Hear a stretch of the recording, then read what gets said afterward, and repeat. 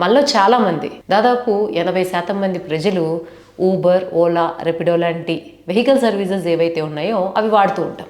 అయితే ఈ మధ్య కాలంలో ఎక్కువగా పెరిగిపోయినటువంటి ఆప్షన్ ఏంటంటే త్వరగా రావడానికో చాలామంది టిప్ యాడ్ చేస్తూ ఉంటాం. అంటే ఏదైతే మనం రీజనబుల్ రేట్ అనుకుని ఊబర్లో కావచ్చు, ఓలాలో కావచ్చు, రెపిడోలో కావచ్చు బుక్ చేసుకుంటామో, బుక్ చేసుకున్న వెంటనే బుక్ అవ్వకుండా ఉన్నప్పుడు, అంటే మనం 3 మినిట్స్, 4 మినిట్స్, 5 మినిట్స్ అప్పటికి పని ఎమర్జెన్సీలో ఉన్నప్పుడు ఇంకా త్వరగానే బుక్ అవుతుంది అనుకున్న టైం బుక్ అవ్వకుండా ఉంటే కింద ఉన్నటువంటి టిప్ యాడ్ చేస్తూ ఉంటాం. దానివల్ల త్వరగా వెహికల్ రైడ్ బుక్ అవుతుందని అనుకుంటాం. అలా ఎప్పుడైతే టిప్ యాడ్ చేస్తామో అప్పుడు చాలాసార్లు త్వరగా వెహికల్ బుక్ అవ్వడం కూడా మనం గమనిస్తూ ఉంటాం. అయితే దీనివల్ల అంటే ఏదైతే రీజనబుల్ ప్రైస్ ఉంటుందో కొన్నిసార్లు 10 రూపీస్ కావచ్చు, కొన్నిసార్లు 20 కావచ్చు, ఆటోస్కి అయితే 25, 35 కూడా యాడ్ చేసేటువంటి సందర్భాలు ఉంటాయి, ముఖ్యంగా మనకు అత్యవసరమైనటువంటి పరిస్థితులు ఉన్నప్పుడు. అయితే దీని మీద కేంద్ర ప్రభుత్వానికి చాలా ఫిర్యాదులు అయితే వచ్చాయి. అంటే ఏదైతే రీజనబుల్ రేట్ ఒక డిస్టెన్స్కి అని చెప్పి అఫోర్డబుల్గా ఉంటుందని చెప్పి సామాన్యులు అవి యూజ్ చేస్తూ ఉంటే కింద ఎప్పుడైతే టిప్ అనే ఆప్షన్ యాడ్ చేయండి +10, +20, +30, +40, +50 వరకు కూడా ఉండడం మనం గమనిస్తూ ఉంటాం. సో అన్నిట్లో ఒక్క ఊబర్, ఓలా, రెపిడోనే కాదు, మ్యాక్సిమం అన్నిట్లో కూడా ఈ ఆప్షన్ ఉంది. సో ఎప్పుడైతే ఎక్కువ ఫిర్యాదులు వెళ్ళాయో దీని మీద కేంద్రం కొన్ని కఠిన నిబంధనలు తీసుకురాబోతుంది, కఠిన ఆదేశాలు కూడా జారీ చేసింది.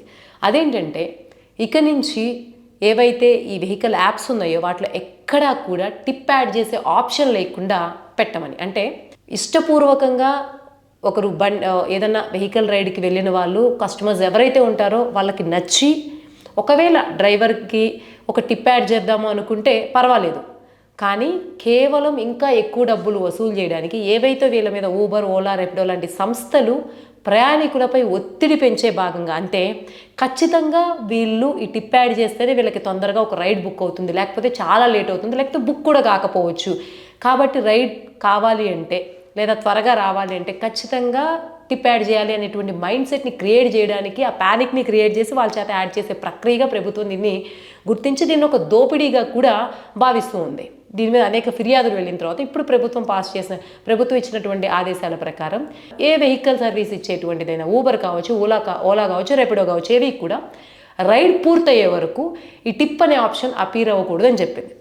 ఈ టిప్ అనే ఆప్షన్ అపేర్ అయితే, అంటే రైడ్ అయిపోయిన తర్వాత ఒకవేళ ప్రయాణికుడికి నిజంగా నచ్చితే అతను ఇష్టపూర్వకంగా ఎంతైనా ఇవ్వచ్చు. ఆ ఇచ్చేది అతను యాడ్ చేసేటువంటి టిప్ కూడా కేవలం డ్రైవర్కే 100% వెళ్ళాలి. మధ్యలో ఉండేటువంటి ఊబర్కి, ఓలాకి, రెపిడో లాంటి సంస్థలకి, మధ్యలో ఉండే అగ్రిగేటర్ సంస్థలకి ఏమాత్రం వెళ్ళకూడదని కూడా స్పష్టం చేసింది.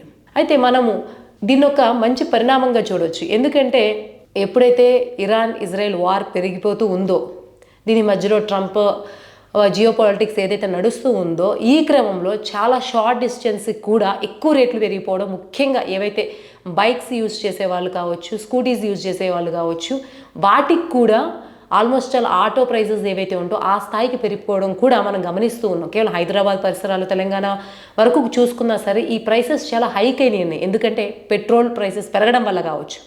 ఈ నేపథ్యంలో ఒక పక్కన ఈ భారం పెరుగుతూ ఉన్న నేపథ్యంలో ఇంకో పక్కన వెంటనే బుక్ కాకపోవడం, ఆల్రెడీ ప్రైసే హెవీగా ఉంటుంది, అవి కూడా మళ్ళీ టిప్స్ యాడ్ చేస్తూ ఉండాలి. ఒకసారి టిప్ యాడ్ చేస్తే మళ్ళీ వెంటనే బుక్ కాదు, 2-3 సార్లు టిప్ యాడ్ చేస్తే తప్ప వెంటనే మనం ఊహించేటువంటి 1-2 మినిట్స్లో మనకి రైడ్స్ అవైలబుల్ అవ్వనటువంటి పరిస్థితి ఉంది. ఈ నేపథ్యంలో ప్రభుత్వం ఇటువంటివి తీసుకురావడం, ముఖ్యంగా ప్రయాణికుడు ఇష్టపడి ఇచ్చేటువంటి పద్ధతి కూడా, అంటే అటు డ్రైవర్ కూడా నష్టపోకుండా ఉండేలాగా తీసుకురావడం అయితే మంచి పరిణామం. సో ప్రభుత్వం ఈ రైడ్స్ విషయంలో, ముఖ్యంగా టిప్ విషయంలో తీసుకురాబోతున్న ఈ కొత్త నిబంధన గురించి, సూచన గురించి మీరేమనుకుంటున్నారో కామెంట్స్లో తెలియజేయండి.